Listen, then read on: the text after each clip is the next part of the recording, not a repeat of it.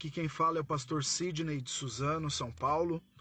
Para mim é um privilégio poder ouvir todos os dias a devocional que os irmãos têm postado no grupo e também o privilégio muito grande de poder compartilhar mais uma vez uma gota da palavra do Senhor.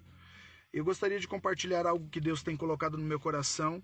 Se encontra lá no Evangelho de Mateus, capítulo 16, versículo 13 em diante.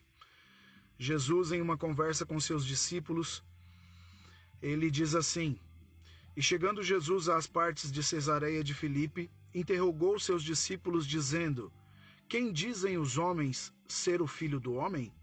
E eles disseram: uns João Batista, outros Elias e outros Jeremias ou um dos profetas. Disse-lhes ele: E vós, quem dizeis que eu sou? E Simão Pedro, respondendo, disse: Tu és o Cristo, o Filho do Deus vivo. E Jesus, respondendo, disse-lhe: Bem-aventurado é tu, Simão Barjonas, porque não foi carne e sangue quem tu revelou, mas meu Pai que está nos céus. Pois também eu te digo que tu és Pedro, e sobre esta pedra edificarei a minha igreja, e as portas do inferno não prevalecerão contra ela. E eu te darei as chaves do reino dos céus. E tudo o que ligares na terra será ligado nos céus, e tudo o que desligares na terra será desligado nos céus. Aleluia. Somente até aqui. Irmãos, eu gostaria muito de ressaltar nessa manhã a importância de conhecer a Jesus, de saber quem é o Deus que nós servimos. Porque nós vemos aqui uma conversa entre Jesus e os seus discípulos, depois já de algum tempo de caminhada, depois de algum tempo de ministério, depois de algum tempo já caminhando juntos, Jesus precisa agora parar com seus discípulos e balizar o entendimento, o conhecimento, a revelação que eles têm a respeito do seu ministério, a respeito de quem ele era, a respeito de o que ele significava. Então Jesus chega para os seus discípulos e faz uma pergunta a eles, e diz lá no versículo 13, como nós lemos, quem dizem os homens ser o Filho do Homem? Então primeiro Jesus pergunta para eles, o que estão falando de mim? O que o povo lá fora acha de mim?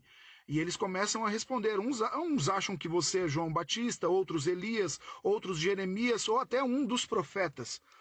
E aí Jesus vira a pergunta para eles e fala: E vocês, o meu povo seleto, o povo que anda do meu lado, o povo que me conhece, que tem tido intimidade comigo, quem vocês dizem que eu sou?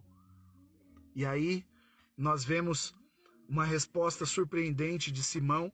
Simão é muito conhecido na palavra do Senhor por ter as respostas surpreendentes, né? Às vezes ele toma uma resposta dura de Jesus, mas ele sempre é o cara que está ali à frente, ele tenta responder, ele quer caminhar sobre as águas, mesmo afundando, mas ele teve coragem para tal.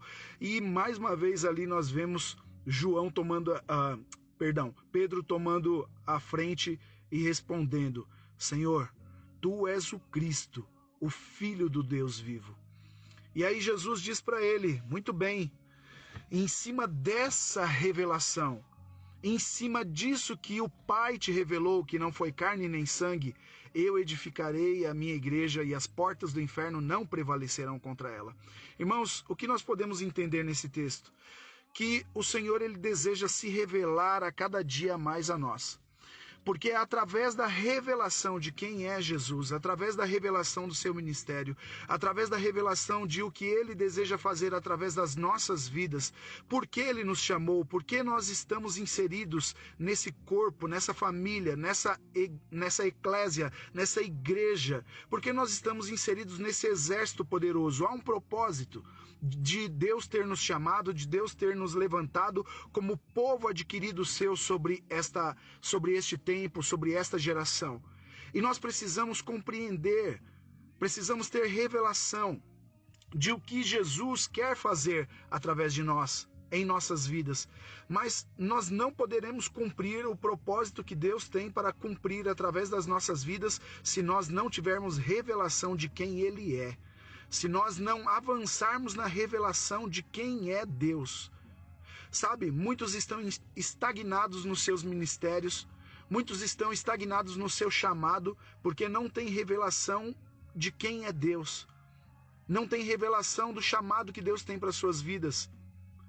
Muitos têm se relacionado com Deus numa base de medo, têm feito as coisas por medo de um Deus furioso que está assentado num trono e está com um raio pronto para jogar na cabeça quando você errar. E muitos estão se relacionando com Ele na base do medo. E nós sabemos que o nosso Deus é um Deus justo, sim, mas é um Deus amoroso.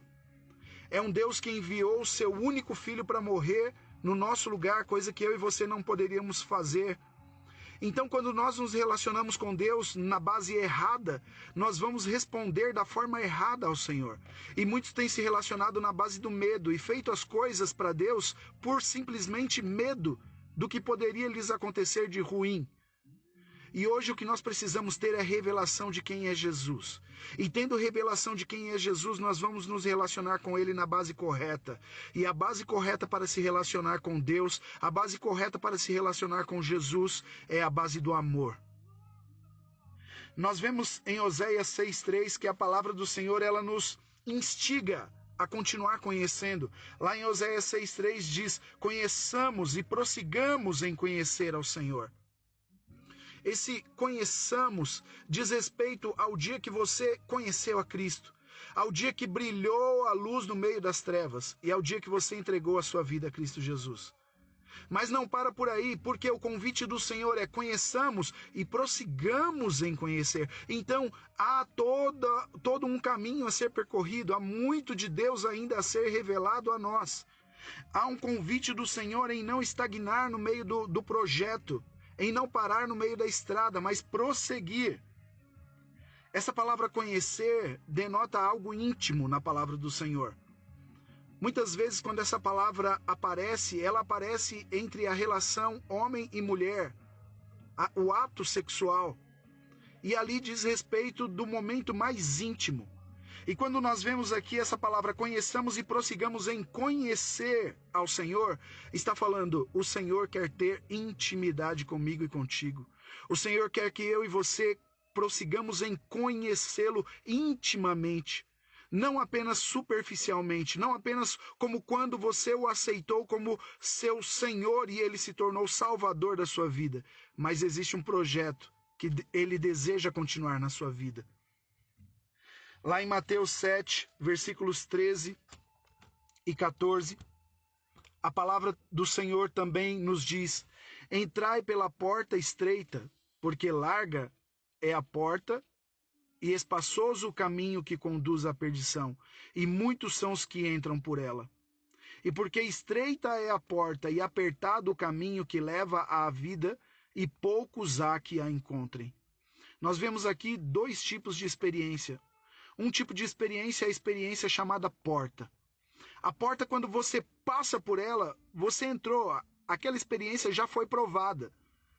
Depois de experimentar a porta, que aqui é uma porta estreita, e que é o Senhor Jesus, que é o plano de redenção, o plano de salvação, que é o dia que você entrega a sua vida ao Senhor Jesus, nesse dia você experimentou, você teve a experiência chamada porta. Você passou por essa porta chamada Jesus. Mas depois de haver entrado pela porta, existe agora uma outra experiência chamada caminho. E esse caminho deve ser percorrido, esse caminho não deve ficar parado, estar estagnado, mas é uma experiência a ser vivida. E diz que esse caminho não é um caminho largo, mas é um caminho estreito, assim como a porta. E esse caminho conduz à vida. E poucos são os que querem trilhar esse caminho. Mesmo os que já passaram pela porta, poucos são os que querem continuar trilhando o caminho, porque o caminho é estreito. Esse caminho estreito diz que não haverá espaço para você caminhar por ele carregando as suas bagagens humanas. Não haverá espaço para você caminhar por ele com as malas que o seu ego insiste em carregar. Você terá que destruir o seu ego, levando-o para a cruz, e reconstruí-lo em Cristo Jesus através de uma transformação na palavra. E para isso é necessário que você tenha revelação de quem é Jesus, porque você já teve a experiência de entrar pela porta, e hoje o Senhor quer te convidar a caminhar pelo caminho estreito, a ter essa experiência de continuar avançando pela revelação de quem é Jesus, para que então o Senhor possa cumprir os planos dele através da sua vida.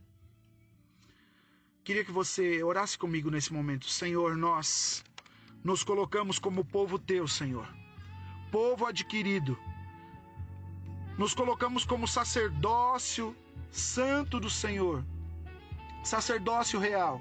Nos colocamos diante de ti e pedimos, Senhor, em nome de Jesus, que o Senhor gere em nós, ó Deus, uma busca incessante por conhecer quem o Senhor é, por não nos contentarmos, Senhor, por apenas ter um dia entrado pela porta estreita, mas que o Senhor possa fazer arder dentro de nós, Senhor, o desejo de continuar caminhando por esse caminho estreito, para que nós possamos conhecê-lo cada dia mais, que a nossa vida, Senhor, possa ser uma vida que agrade ao Senhor, que aponte para o Senhor, que nós possamos dizer que de fato nós conhecemos ao Senhor, para que o mundo possa olhar para nós e possa ver diferença em nós. Espírito Santo de Deus, nós te pedimos, ajuda-nos em nossas fraquezas, ajuda-nos em nossas fragilidades, para que nós possamos espelhar ao Senhor todos os dias de nossa vida. Revela, Senhor, revela-te a nós, para que nós possamos te conhecer a cada dia mais intimamente. É o que nós te pedimos, Senhor, em nome de Jesus, em nome de Jesus. Amém e amém. Aleluias, que Deus o abençoe, que Deus te dê uma semana cheia da presença do Senhor, cheia do fogo do Senhor e cheia da busca incessante por intimidade e revelação de quem é o Senhor.